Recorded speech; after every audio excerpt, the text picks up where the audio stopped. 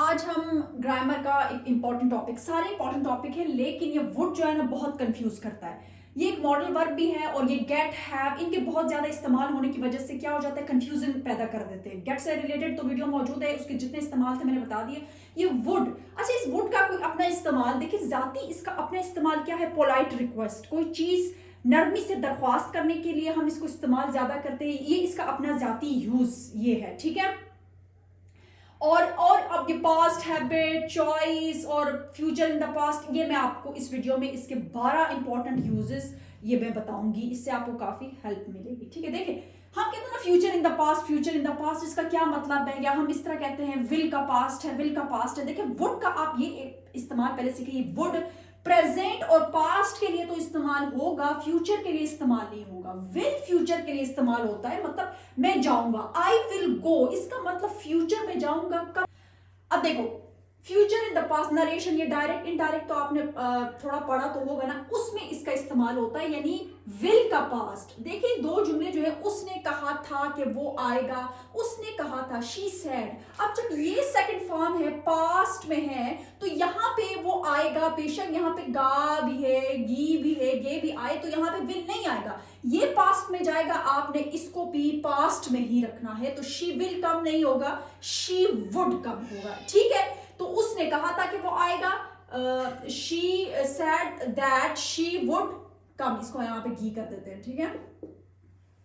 मैंने सोचा था, तो आई थॉट, सोचा की, थिंक की second form thought, I thought कि तुम मुझे कॉल करोगे, दैट यू वुड कॉल मी। अब इसके उर्दू में ना जुमले के आखिर में गा गे गी भी आएगा, लेकिन हमें सिचुएशन समझनी है, हमें उर्दू के तर्जुमे पे नहीं जाना है, ठीक है। यू विल कॉल मी नहीं होगा, यू वुड कॉल मी, इसको भी आपने सेकंड में रखना है, ठीक है। तो इस तरह एक इसका पहला ये इस्तेमाल हो गया फ्यूचर इन द पास्ट, जहां पे ये विल के लिए विल नहीं बल्कि वुड बनकर आता है, ठीक है। सेंटेंसेस इस टाइप के होंगे, उसने कहा था कि वो ऐसा हो जाएगा, उसने सोचा था वैसा हो जाएगा, ठीक है। तो आपने जब पहला उसको आप पास्ट में लेके जा रहे हैं, दूसरे को वुड में लेके जाना है। अच्छा पोलाइट रिक्वेस्ट, नरमी से दरख्वास्त करने के लिए, क्या आप मेहरबानी करके मेरी बात सुनेंगे, यहां पे भी गे आया है, लेकिन विल नहीं लगाना। लेकिन अगर हम विल लगाए फिर भी ठीक है, लेकिन विल जो है उसमें वो पोलाइटनेस नहीं आती है। Would you please listen to me, या would you listen to me, हम कुड भी लगा सकते हैं, could you please listen to me, क्या आप यहां से उठ जाएंगे, Would you get up from here please, would you get up from here। तो इंग्लिश में जब बोलते हैं तो पोलाइटनेस का ज्यादा पता है ना, जब अंग्रेज वुड से कोई सेंटेंस पे रिक्वेस्ट करते हैं ना, इसका मतलब है वो पोलाइट तरीके से किसी से इजाजत मांग रहे हैं कि आप प्लीज ये कर देंगे, ठीक है। थर्ड इस्तेमाल देखिए चॉइसेस के लिए, दो चीजें आपको पसंद है तो दोनों में से प्रेफरेंस किसको देते हैं, चॉइस। मैंने एक सवाल बनाया है, आप क्या लेना पसंद करेंगे या आप क्या पीना पसंद करेंगे। तो ये क्या है, WH कॉन्सेप्ट, WH क्वेश्चन है ना, ये WH क्वेश्चन है क्या। तो व्हाट, उसके बाद would, what would you like to have, what would you like to drink, ठीक है, what would you like to eat. अब यहाँ पे what would you like to take या हैव, टी और कॉफी, इन दोनों में से चॉइस करनी है। तो आप इसका उर्दू में क्या तर्जुमा बनेगा, मैं मुझे चाय चाहिए या मैं चाय लूंगी, उर्दू में कोई भी तर्जुमा बना रहे, I would like to have tea या आई वुड लाइक टी, ऐसे भी आप कर सकते हैं। जब टू लगाते हैं ना तो वर्ब की फर्स्ट फॉर्म लेके आते हैं, I would like to drink tea, इस तरह भी कह रहे हैं, I would like to have tea या I would like to take tea, ऐसे भी कह सकते हैं। अच्छा एक होती है प्रेफरेंस, प्रेफरेंस यानी एक काम को आप दूसरे काम पे बहुत ज्यादा तरजीह दे रहे हैं, जैसे कि हम कहते हैं ना मैं बाहर जाने की बजाय घर पर रहूंगा, यानी मैं बाहर जाना पसंद ही नहीं करता, मैं घर पर रहना ज्यादा इसको प्रेफरेंस दूंगा। तो ये रादर के साथ आता है, ये वुड रादर के साथ आ रहा होता है। I would rather stay home than go outside, मैं तुमसे शादी करने की बजाय मरना पसंद करूंगा, यानी मरने को तरजीह दे रहा है। तो I would rather die than marry you, ठीक है। तो ज्यादा जब हम किसी चीज को तरजीह दें ना बहुत, तो फिर वुड रादर के साथ आ जाता है, माजी की आदत। अब यहाँ पे ये क्या कंफ्यूज करता है, बात कहते हैं यूज टू भी तो इस्तेमाल करते हैं, तो यूज टू भी इस्तेमाल कर सकते हैं, वुड भी इस्तेमाल कर सकते हैं, लेकिन समझे ये पैराग्राफ सा मैंने दिया हुआ है छोटा सा, जब मैं छोटी थी तो रोज यहाँ बैठा करती थी, मेरे अब्बू मुझे कहानियां सुनाया करते थे, देखिए किया करता था, ऐसा हुआ करता था। माजी की जब आप बात करते हैं, जो अब नहीं हुआ करते थे, नहीं हुआ करते, पहले हुआ करते थे, तो यूज टू एक दफा आएगा, रिपीट नहीं हो सकता।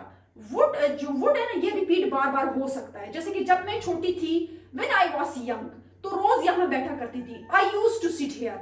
चले एक जुमले में आप इसको कर सकते हैं, मेरे अबू मुझे कहानियां सुनाया करते थे, my father use to tell me stories. फिर आप बार बार अगर पैराग्राफ में आप उसको बता रहे हैं ना, तो आप उस यूज टू को बार बार रिपीट नहीं कर सकते। फिर देखिए वो वुड सही बनेगा, when I was young I would sit here every day, my father would tell me stories. ठीक है, तो इस वुड का यहाँ पे क्या मतलब है, माजी में आप एक काम बार बार किया करते थे। और एक और इंपॉर्टेंट बात कि वुड का यूज टू का इस्तेमाल हमने स्टेटिव वर्ब के साथ करना है, उसमें वुड नहीं आएगा। स्टेटिव वर्ब जिसमें एक्शन नहीं होते, उसे चॉकलेट पसंद हुआ करती थी, यानी माजी में उसे चॉकलेट पसंद हुआ करती थी। अब पसंद यहाँ पे एक स्टेटिव वर्ब है जिसमें कोई एक्शन नहीं है, पसंद में कोई एक्शन तो नहीं होता ना, तो ये यूज टू से बनेगा, she use to like chocolate. ठीक है, शी वुड लाइक चॉकलेट नहीं होगा, she use to like chocolate. तो हम यूज टू का इस्तेमाल स्टेटिव वर्ब और एक्शन वर्ब के साथ कर सकते हैं, लेकिन एक्शन वर्ब में यूज टू बार बार रिपीट नहीं होता, एक्शन वर्ब में वुड बार बार रिपीट होता है। तो ये पहले 4 इंपॉर्टेंट यूज थे। अब हम इसके बाकी यूजेस की तरफ चलते हैं।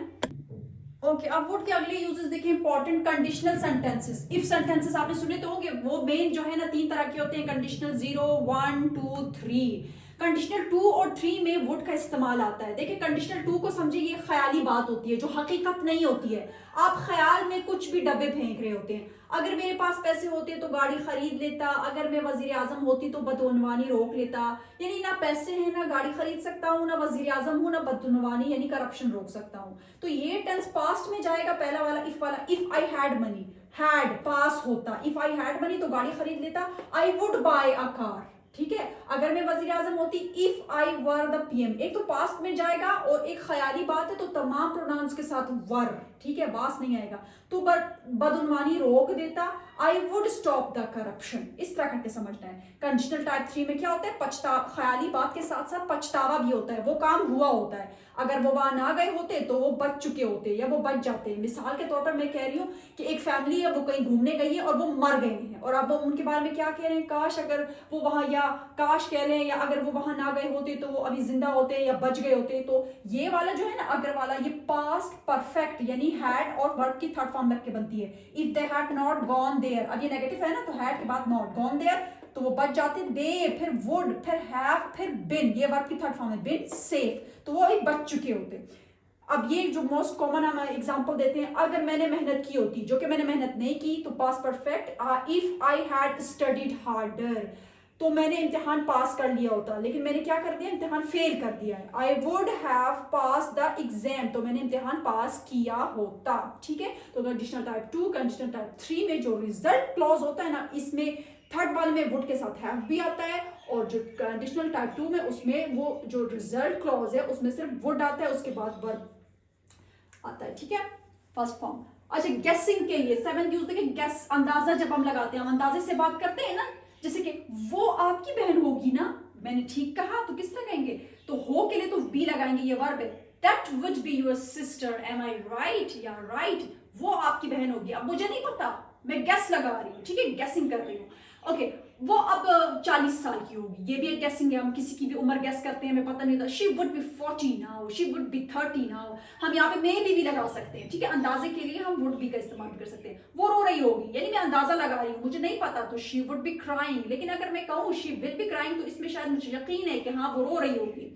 विश सेंटेंसेस में देखिए, काश वो मेरी बात सुनता, पास्ट की बात है, किसने आपकी बात नहीं सुनी, तो आप कहते काश वो मेरी बात सुन लेता, मेरी बात सुनता। I wish he would listen to me, यहाँ पे वुड के बाद वर्ब की फर्स्ट फॉर्म। काश बारिश बंद हो जाए, बारिश हो रही है, आप कह रहे हैं काश बारिश बंद हो जाए। I wish it would stop raining, काश लोग यहाँ कूड़ा क्रिकेट फेंकना बंद कर दें, खूबसूरत जगह है और आप कह रहे हैं वहां पे हर तरफ गंदगी, और आप कह रहे हैं काश यहाँ लोग जो है कूड़ा करकट फेंकना बंद कर दें। I wish people would stop throwing, यहाँ पे फिर वर्ब क्या है, आंशिक फॉर्म लेते हैं, यहाँ पे भी देखा, यहाँ पे भी देखना, स्टॉप थ्रोइंग गार्बेज हियर। तो ये 8 इस्तेमाल हो चुके हैं। अब हम इसके बाकी यूजेस देखते हैं। भाई, अब वुड के हम आखिरी इस्तेमाल देखेंगे, और वुड को अगर आप एक दफा समझ गए ना, तो आपकी स्पीकिंग में ये वुड आपको काफी हेल्प करेगा। देखिए, पॉसिबिलिटी, इससे पहले मैंने क्या बताया था, गेस करते हैं, गेसिंग के लिए देखिए वो अलग ही अलग है। पॉसिबिलिटी, मैं तुम्हारी मदद करता मगर मैं मसरूफ हूं, अगर मैं मसरूफ ना होता तो मैं तुम्हारी मदद करता, इसका ये मतलब है। पॉसिबिलिटी था कि मैं तुम्हारी मदद करता, तो आई वुड हेल्प यू, मैं तुम्हारी मदद करता, आई वुड हेल्प यू। मगर मैं मसरूफ हूँ, आई एम बिजी, मैं वहां जाती, इस तरह भी हम कहते हैं ना, मगर मैं मसरूफ हूँ, आई वुड गो देयर, मगर मैं मसरूफ हूँ। अगर उसे पार्टी का पता होता तो वो आती, तो वो पॉसिबल था कि अगर उसे पता होता तो पॉसिबिलिटी थी कि वो आती, तो ये पास में जाएगा। If she knew about the party she would come, ठीक है। किसी को मशवरा, सजेशन के लिए वुड भी इस्तेमाल होता है, मैं मशवरा दूंगा, आई वुड सजेस्ट यू, किस चीज का, आराम का, I would suggest you rest, मैं तुम्हें ये किताब का मशवरा दूंगा या मैं तुम्हें ये किताब तजवीज करूंगा, I would recommended this book to you, ठीक है। तो सजेशन के लिए भी हम वुड का इस्तेमाल करते हैं। बहुत इंपॉर्टेंट है ये वाला पॉइंट, पास्ट रिफ्यूजल, माजी में इनकार के लिए, वो मेरी बात सुनने को तैयार नहीं था, he would not listen to me, would not, वो स्कूल जाने को तैयार नहीं थी, देखिए माजी का रिफ्यूजल है, she would not go to school, वो हमारी मदद करने को तैयार नहीं थे, they would not help us, माजी की बात होगी और इनकार की बात होगी। अच्छा, अब यहाँ पे देखिए, अगर आपके सामने ये सेंटेंसेस आते हैं, I will play hockey, I would play hockey, इन दोनों का मतलब क्या है? आई विल से जब हम बताते हैं ना, तो ये डेफिनेट फ्यूचर में वो काम हकीकी जाके होगा, और आई वुड प्ले हॉकी, ये मैंने स्टार्ट में भी कहा था, या वुड या तो माजी के लिए इस्तेमाल होता है या प्रेजेंट के लिए इस्तेमाल होता है। अगर हॉकी का मैदान सचा हुआ है, कोई मुझसे कहे would you like to play hockey, क्या आप हॉकी खेलना चाहेंगे, वो मुझसे ये नहीं कह रहा कि फ्यूचर में खेलना चाहेंगे, वो मुझसे अभी का पूछ रहा है। या वुड यू प्ले हॉकी, क्या आप हॉकी खेलेंगे, तो मैं उसको क्या जवाब दूंगी, मैं ये कहूंगी आई विल प्ले हॉकी, तो इसका मतलब तो ये होगा कि मैं फ्यूचर में जाके कहीं जाके करूंगी, लेकिन मैंने उसको जवाब देना है हाँ मैं हॉकी खेलूंगा या हाँ मैं हॉकी खेलना चाहूंगा, तो ये कैसे जवाब होगा? Yes I would play hockey, मैं हॉकी खेलूंगा, और वो प्रेजेंट के लिए है, अभी खेलूंगा। या मैं इसका जवाब इस तरह भी दे सकती हूँ, yes I would like to play hockey, हाँ मैं जो हॉकी है वो खेलना पसंद करूंगा। आई होप कि आपको वुड से रिलेटेड ये सारे जो है यूजेस समझ आ गए होंगे। अगर समझ नहीं आए तो बार बार देखें ताकि आपके जहन नशीन हो जाए, और ये वाला 12 वाला पॉइंट इसको भी आप समझे, बार बार देखें, क्योंकि बहुत कंफ्यूज करते हैं टेस्टों में आके कि आई विल प्ले हॉकी इसका क्या मतलब है, आई वुड प्ले हॉकी, और तर्जुमे से ज्यादा सिचुएशन को समझना है कि किस सिचुएशन में वुड इस्तेमाल होता है। आई होप कि आपको समझ आ गई होगी। Thank you.